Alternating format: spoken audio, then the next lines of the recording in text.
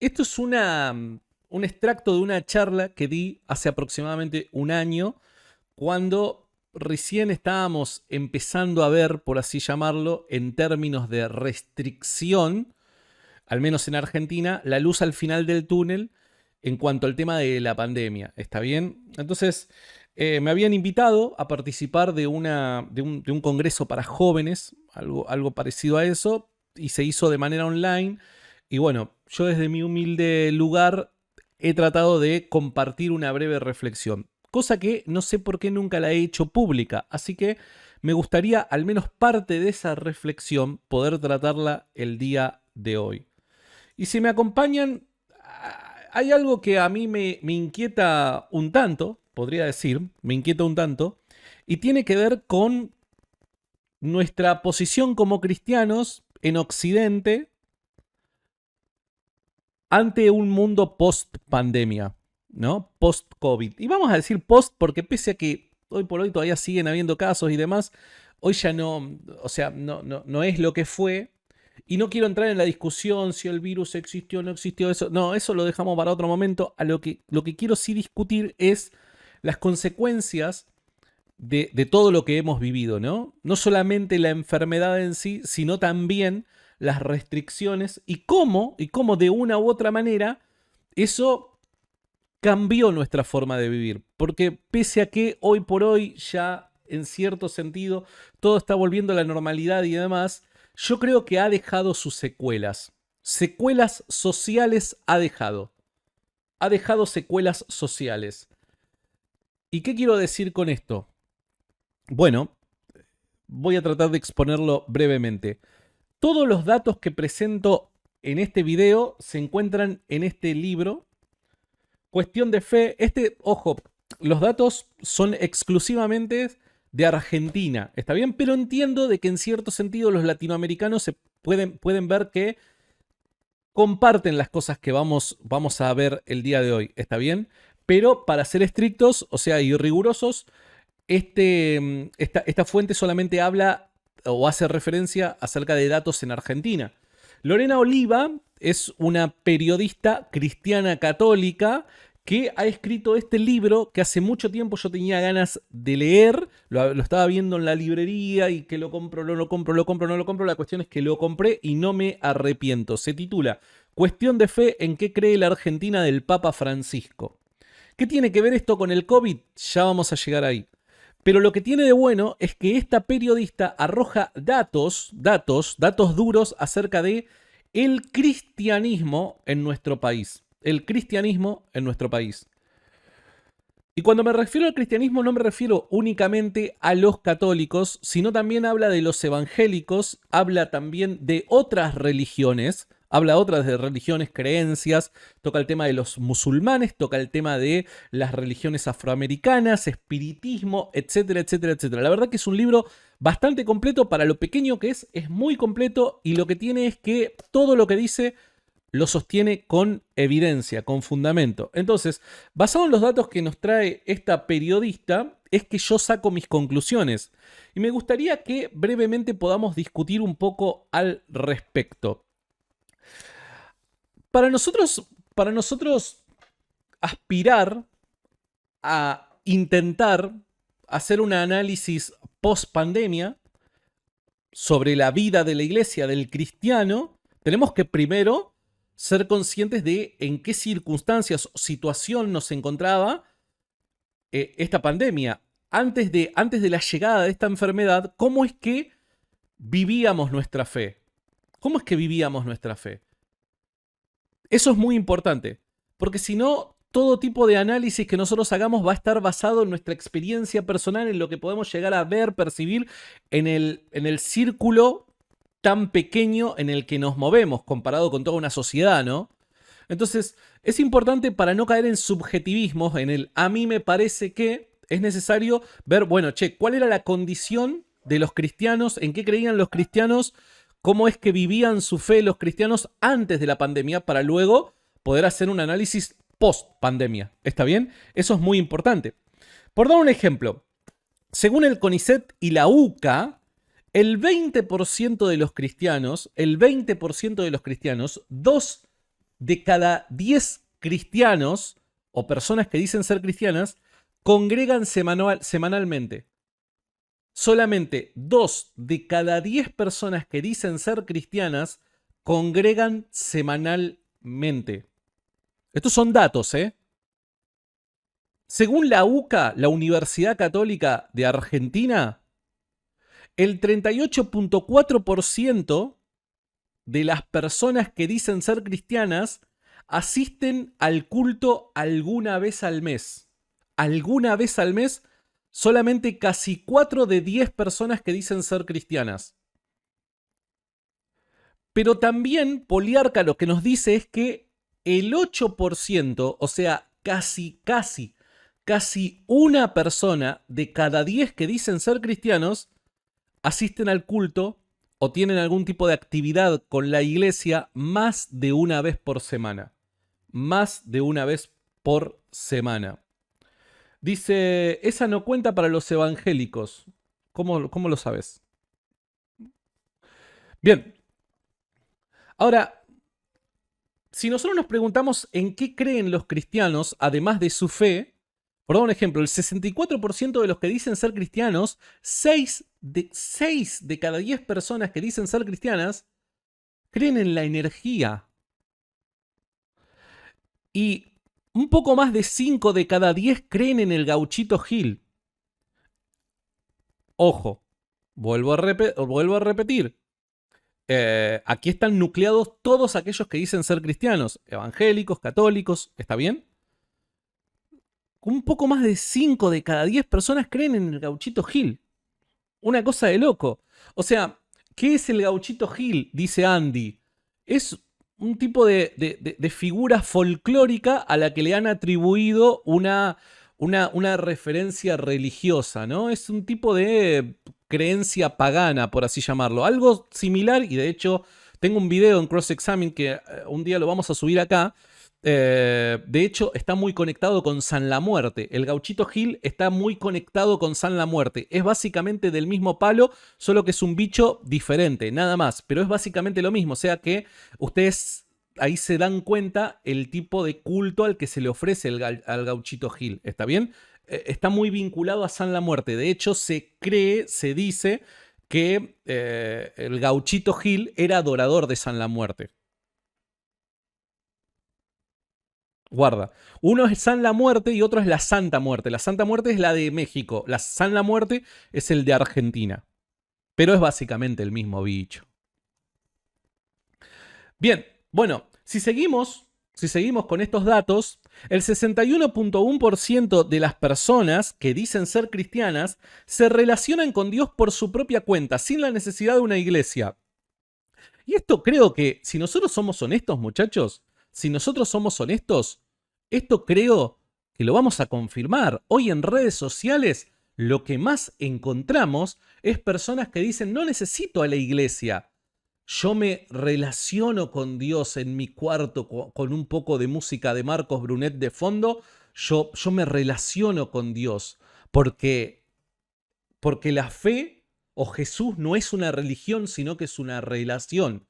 Toda esa narrativa romántica que te suelen decir algunos hippies en redes sociales, nada tiene que ver con lo que el cristianismo ha creído históricamente desde sus inicios, desde el tiempo de los apóstoles. Pero hoy por hoy se ha hecho muy popular esta idea de, no necesitamos la iglesia para relacionarnos con Dios. Por ende, yo vivo mi fe a mi manera. No congrego nunca, no le rindo cuentas a absolutamente nadie. Yo interpreto las escrituras de la forma en la que más me place, etc, etc, etc. De eso creo que lo podemos confirmar, si yo no me equivoco. El 42%, un poquito más de 4 de cada 10 personas que dicen ser cristianas leen la Biblia. Un poquito más de 4 de cada 10 personas que dicen ser cristianas leen la Biblia, muchachos. Es por eso, por falta de esto, que vemos constantemente que en redes sociales se popularizan, se viralizan un montón de videos donde se dan enseñanzas que tenés que rasgarte las vestiduras y después esos mismos que no necesitan de una iglesia, porque esto es fantástico, ¿no? Esos mismos que al principio, el 61%, que no necesitan la iglesia para relacionarse con Dios, son aquellos que luego te dicen, ¿por qué criticás? Sos un fariseo, sos un legalista. Porque ese mismo 61%, una gran parte de ellos, ni siquiera lee la Biblia tampoco. Entonces se deja llevar por los mensajes populares que puede escuchar en la iglesia El Rey Jesús de Guillermo Maldonado, o otra, como el otro día veíamos, esta pastora que dice debemos rehusarnos a un no como respuesta por parte de Dios. Y cuando vos salís a criticar y a decir eso está mal, eso va en contra de lo que Jesús enseñó, te salen a decir vos sos un fariseo legalista, etcétera, etcétera, etcétera, ¿no? ¿Por qué pasa esto? Por esto.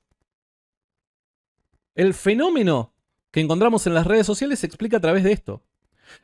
Esto acá llega el momento fariseo. Tenía que haber puesto el menfarisea en el costadito. El 77% de las personas que dicen ser cristianas están a favor del sexo prematrimonial.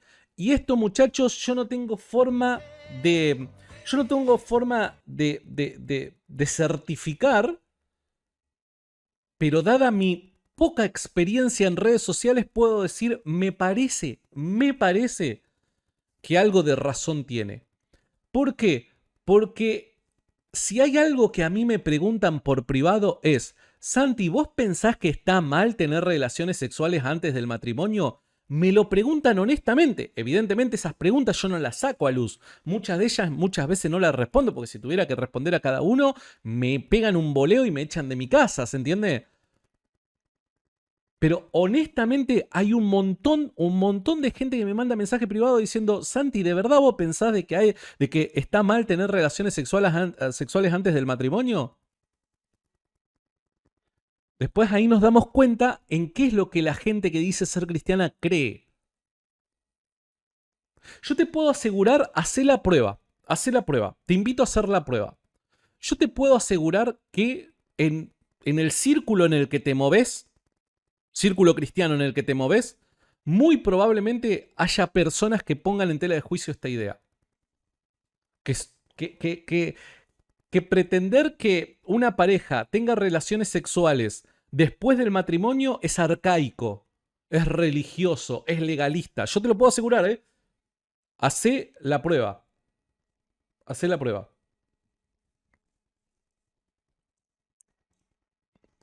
Bien, seguimos. El 63%, seguimos. El 63%, un poquito más de 6 de cada 10 personas que dicen ser cristianas, avala el aborto en casos especiales. Avala el aborto en casos especiales. ¿Esto qué quiere decir? Que, y esto yo también no tengo forma de certificarlo, pero sí digo, che, esto coincide con la experiencia que personalmente yo he vivido. Yo he dado muchísimos talleres sobre el aborto. En iglesias, no en otros lados, en iglesias. Y comúnmente los cristianos levantan la mano y te dicen, pero, ¿y si pasa tal cosa? Y en el caso de violación, y en el caso de que si hay un riesgo de vida con la madre, y en el caso... Y la pregunta por lo general, vos... A ver, vuelvo a repetir, yo no tengo forma de certificar esto, pero es la impresión que me da. Vos como orador muchas veces, cuando ya tenés cierta experiencia, te das cuenta de cuál es la intención que hay detrás de la pregunta. No tengo forma de demostrarlo, evidentemente. Pero aquel que sea orador me va a decir si esto es o no es así. Cuando vos sos orador, te das cuenta de muchas veces la intención que hay detrás de la pregunta. Y muchas veces estas preguntas simplemente se hacen porque el que las hace busca que el orador, el que enseña, justifique su propia postura, la postura que ya ha asumido. Y hay mucha confusión con respecto a esto. Pero ¿por qué hay tanta confusión con respecto a estos últimos dos puntos? Por los primeros dos puntos. Si la iglesia ya no importa, si no leo la Biblia, evidentemente voy a caer en este tipo de ideas erróneas. ¿Se entiende? En 1990, esto ya es un dato puramente católico. Este ya es un dato puramente católico, porque los evangélicos no registran estas cosas. En 1990, el 83% de los cristianos católicos se casaban. Hoy solamente el 43%. Esto lo dice la UCA. Hace 40 años, el 83% de los cristianos se casaban. Hoy solamente se casan el 43%. ¿Esto qué quiere decir? No solamente que la gente abandona su fe, sino que aquellos que dicen tener cierta fe no la viven, no la practican como tal. ¿Está bien? Esto es al menos alarmante. Ahora, yo le hago una pregunta a los que están conectados, a los que ven este video grabado. Yo les hago una pregunta honestamente. ¿Cuántos no conocen dentro de sus iglesias parejas que todavía no se han casado y saben que tienen chucu chucu? Diría el bot ahí que siempre me manda Jan, ¿no? El chucu chucu chucu chucu, ¿no?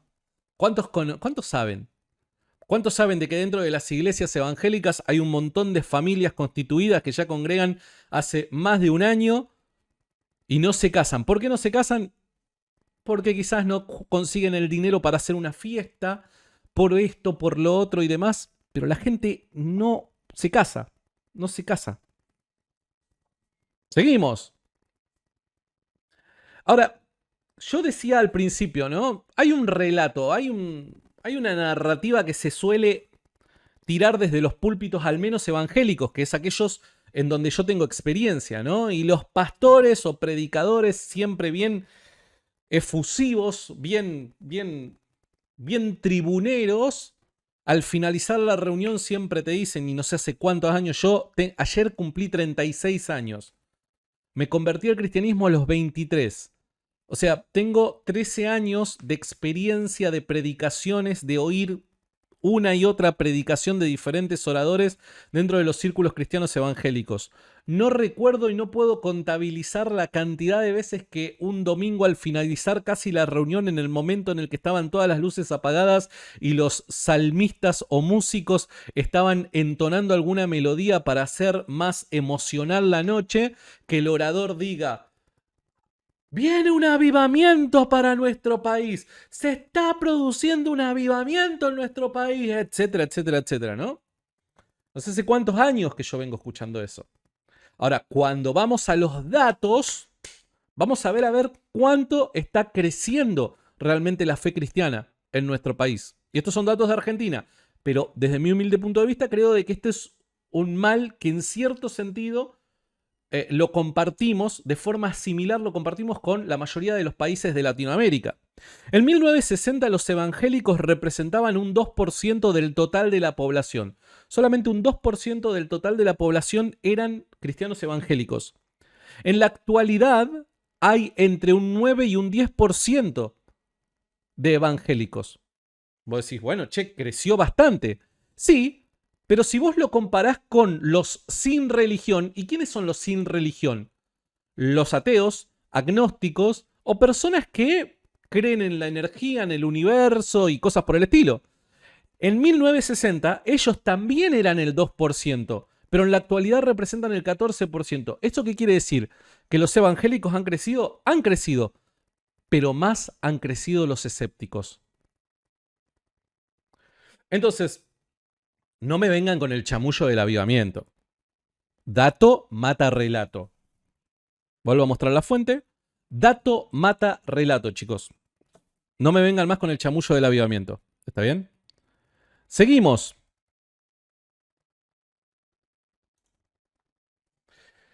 Entonces, ante estos números, vamos a empezar a aterrizar un poquito. Problemas que trajo la pandemia. ¿Cuáles son los problemas que trajo la pandemia? Bueno, primero, la alta independencia que ya había de la iglesia se le suma a las reuniones online. A la gente ya antes de la pandemia no le agradaba la idea de participar en una reunión, de congregar, de ser parte de una iglesia. Ya medio eso como que era cosa del pasado, yo vivo mi fe a mi manera, busco a Jesús en la intimidad y cosas por el estilo, ¿no? Ya a esa posición, se le suma que durante un determinado tiempo la mayoría de las iglesias permanecieron cerradas y se abrió el famoso Zoom. El Zoomgregate. Se abrió el famoso Zoom. Y estamos desde casa. Yo conozco iglesias que hasta el día de hoy se congregan por Zoom porque todavía no han abierto. No porque el gobierno no lo deje. Ojo, al menos acá en Argentina ya está todo abierto, está todo bien, ya estamos terminando. Pero hay gente que sigue cuidándose. Ahí, se cortó un instante. Hay gente que sigue cuidándose. Se sigue cuidando, ¿no? Raro. Reuniones que tienen como resultado final independizarse y aislarnos más del cuerpo. No es la intención original que por medio del Zoom vos te aísle, pero sí es el resultado final. El resultado final, ¿qué es lo que hace? O sea, si ya tu congregación tiene un problema con acercarse a la iglesia una vez por semana, imagínate si después, durante todo un año, cerraste tus puertas y le dijiste, bueno, simplemente sumate a este Zoom. El problema evidentemente se agrava. Evidentemente se agrava. Los seres humanos somos, según la Biblia, físico-espirituales. Necesitamos la cercanía psicológica, pero también la física. Evidentemente nosotros necesitamos la cercanía física. Sin mencionar de que hay que congregar, muchachos, hay que congregar. La Biblia a lo largo del Antiguo y Nuevo Testamento llama a congregarse. Yo no puedo entender cómo hayan personas que todavía estén exigiendo que se le presente un pasaje donde diga que es un mandamiento congregarse. Chicos, la definición propia de la palabra iglesia, asamblea, demanda un grupo de personas que se reúnen. La definición del concepto ya demanda de un grupo de personas que literalmente se reúnen. Si el concepto en sí mismo no te es suficiente y necesitas que Jesús diga: sexto mandamiento, todos los domingos a las 6 de la tarde debes ir a la iglesia más cercana de tu casa y congregarte. Si vos necesitas ese texto, amigo, es porque le estás buscando la quinta pata al gato. Es porque no te gusta congregar, no querés congregar y estás buscando la forma de justificar tu postura haciéndote el cristiano. No. Desde el Antiguo Testamento hasta el Nuevo Testamento siempre se habla de congregarse. Lo que era la asamblea en el Antiguo Testamento es la iglesia en el Nuevo Testamento.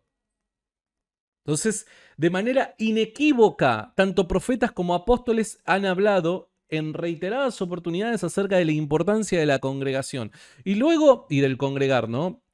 Y luego en otro momento podemos decir, bueno, ¿cuál es la razón por la cual hay que congregarse? Pero en este momento simplemente nos vamos a quedar con el mandamiento. Y que aún si fuese que ni siquiera entendiésemos cuál es la razón por la que Dios nos manda a congregar, pero evidentemente Dios nos manda a congregar, listo, musarela. Ya está, se terminó ahí. Ya está. ¿Hay alguien más que quiera decir algo? En absoluto, para nada. Ahora, ¿cuáles son los resultados de los nuevos desafíos? ¿Por qué? Porque ahora vamos a ver la problemática. Primero, la cantidad de cristianos evangélicos no crece mucho. No crece mucho. Y a esto yo extendería, ¿no? Que los católicos tampoco crecen mucho. De hecho, a mí me parece, y ojo, no tengo datos para certificarlo, pero a mí me parece que el número de católicos cada vez es menos. Entonces, este no es un problema que simplemente le ocurre a los evangélicos, a los católicos también. Los escépticos crecen más que los cristianos. En esta parte del mundo, porque si nos vamos a otra parte del mundo, olvídate, el cristianismo siempre va a seguir siendo más. ¿Está bien? Estamos hablando de esta parte del mundo, Latinoamérica, exclusivamente, en este caso los datos son de Argentina, pero estamos hablando de Latinoamérica. Los cristianos se independizan de la iglesia y viven su fe a su manera. O sea, pongámonos a pensar todas las cosas que todas las conclusiones a las que llegamos, ¿no? Los evangélicos no crecen mucho en número. Los escépticos están creciendo cada vez más. Los cristianos se independizan de la iglesia y viven su fe a su manera. Y un virus, esto está mal editado porque dice hace más de un año, tiene más tiempo, porque evidentemente esto fue, este PowerPoint fue creado con otro objetivo. Vino allá hace, ¿cuánto? 2 años. Y Dios para muchos parece estar ausente. Dios para muchos parece estar ausente. Para muchas personas, ¿y Dios dónde está? O sea, no solamente no está creciendo la comunidad cristiana en esta parte del mundo, no solamente no está creciendo la comunidad cristiana, no solamente los escépticos crecen más, no solamente los cristianos se independizan más de la iglesia, viven su fe a su manera, no leen la Biblia, sino que además los no cristianos se preguntan ante una crisis como la que hemos vivido, sanitaria como la que hemos vivido, en donde un virus viene y genera gran preocupación. ¿En dónde está Dios? La gran pregunta, ante el dolor y el sufrimiento, ¿a dónde está Dios? Y es ahí en donde los cristianos ni siquiera saben responder eso. ¿Dónde está Dios? Y hasta los cristianos se están preguntando dónde está Dios. ¿Por qué? Porque si ni siquiera leen la Biblia, olvídate que hayan reflexionado acerca del problema de la maldad y el sufrimiento en el mundo. Olvídate, o sea, eso ya es pedir una tesis doctoral a una persona terminada el secundario, ¿se entiende? Olvídate, no existe tal cosa. Y hasta para los cristianos les resulta problemático el hecho de ¿y dónde está Dios? ¿Pero por qué? Porque después están escuchando, estos mismos cristianos que no se congregan, que no leen la Biblia, están escuchando en internet a pastoras que dicen rehúsa un no como respuesta por parte de Dios y ven a esta reunión y te vas a salir sano. Pero cuando eso en la realidad no ocurre, lo primero que dicen es ¿y dónde está Dios? Evidentemente, esto es una suma de factores. La crisis que el cristianismo está viviendo en cuanto a lo sólido de su fe, o que los cristianos, no el cristianismo en sí, sino los cristianos están viviendo en cuanto a lo sólido de su fe, es una suma de factores. Una suma de factores que tienen como conclusión esto.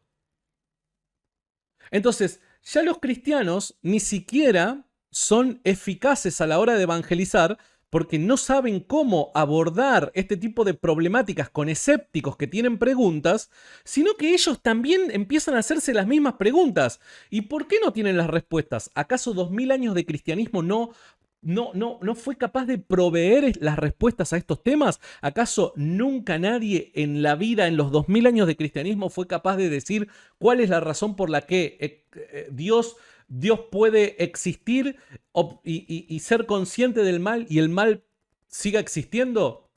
Nadie resolvió el problema del mal y el sufrimiento en absoluto, para nada. Muchísima gente trató el tema y lo trató con una excelencia tremenda.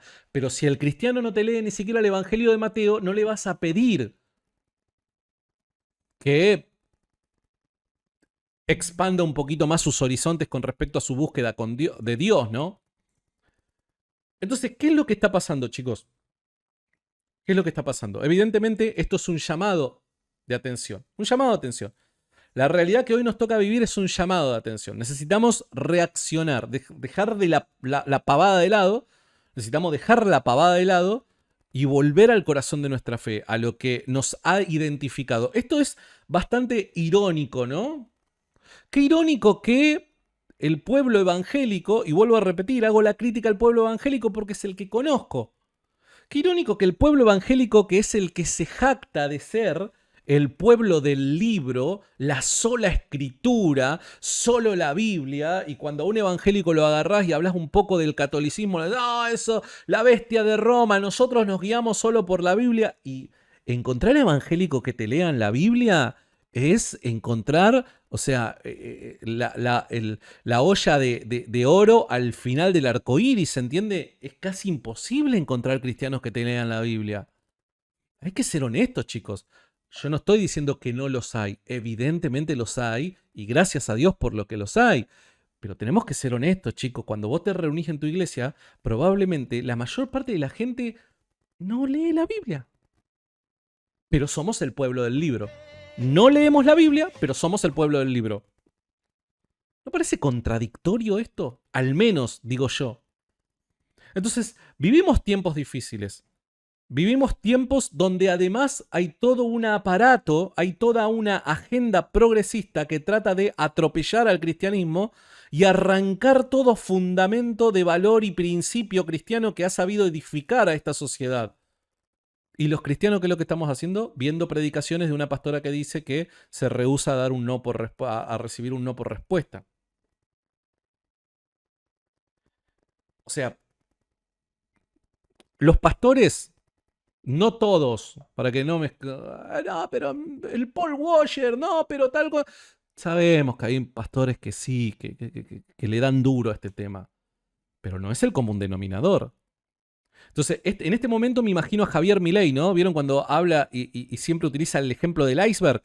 Y dice, aquellos que estaban para observar que no hubiese ningún iceberg delante, al ver el iceberg, dice, dale, dale, dale, metele más candela al horno porque esta vez lo rompemos, esta vez la partimos, vamos, vamos, vamos, derecho al iceberg, dale, dale, pero metele velocidad. Los pastores están igual. Los pastores ven que la gente no le gusta congregar y te predican Dios no es una religión, sino que es una relación.